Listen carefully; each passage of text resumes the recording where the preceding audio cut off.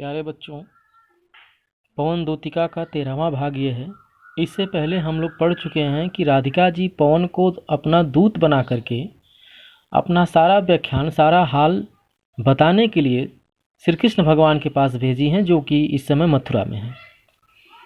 तो अब तक तो राधिका जी रास्तों का वर्णन कर रही थी, भूमिखंडों का वर्णन कर रही थी, रास्ते में आने वाले तमाम दृश्यों का वर्णन कर रही थी। लेकिन अब पवन श्री कृष्ण भगवान के पास पहुंचने के बाद कैसे पहचानेगा, तो राधिका जी अब श्री कृष्ण भगवान के शरीर का वर्णन कर रही हैं, उनके सौंदर्य का वर्णन कर रही हैं।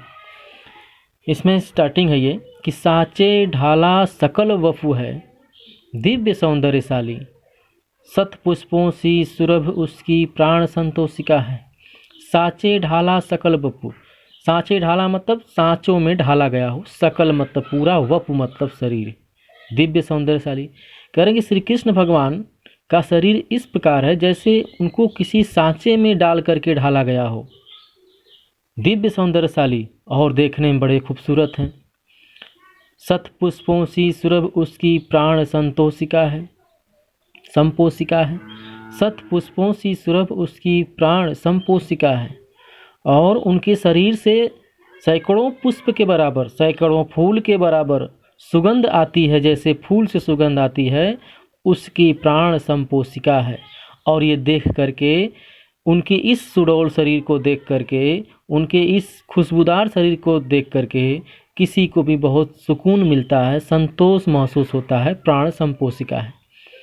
फिर आगे, दोनों कंधे वृषभ वर से हैं बड़े ही सजीले, लंबी बाहें कलब करसी शक्ति की पेटिका है। क्या दोनों कंधे, उनके जो दोनों कंधे हैं वृषभ वर, वृषभ मतलब होता है बैल, बैल जुड़वा बैल के समान, जैसे उनके जो दोनों कंधे हैं बड़े ही सजीले। कह रही हैं राधिका जी कि उनको जो दोनों कंधे बैल के समान मजबूत हैं। लंबी बाहें कलब करसी, कलब कर मतलब होता है हाथी का सूंड, शक्ति के पेटिका है। क्या लंबी बाहें कलब करसी शक्ति के पेटिका है।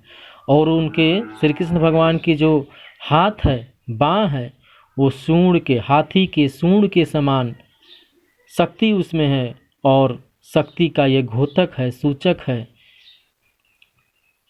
फिर आगे बता रही, वर्णन कर रही हैं कि राजाओं सा सिर पर लसा दिव्य आपीड़ होगा, शोभा होगी उभय श्रुति में स्वर्ण के कुंडलों की।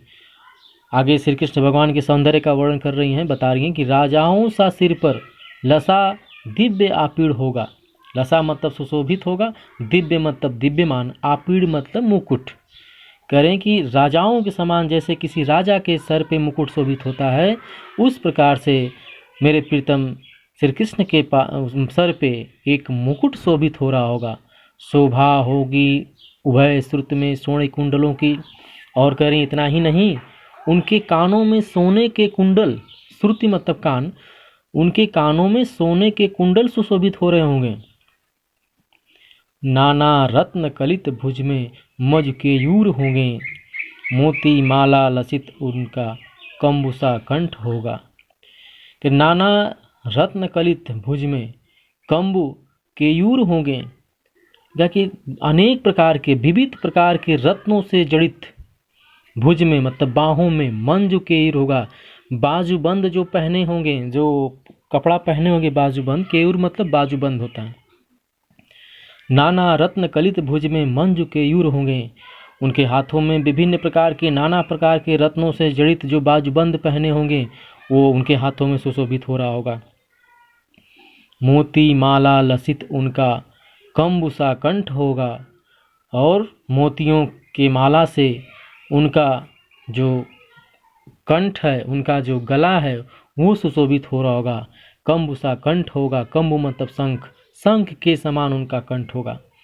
मोती माला लसित उनका कंबु कंठ होगा, शंख के समान कंठ में मोतियों का माला सुशोभित हो रहा होगा। वहीं मेरे प्यारे श्री कृष्ण भगवान होंगे।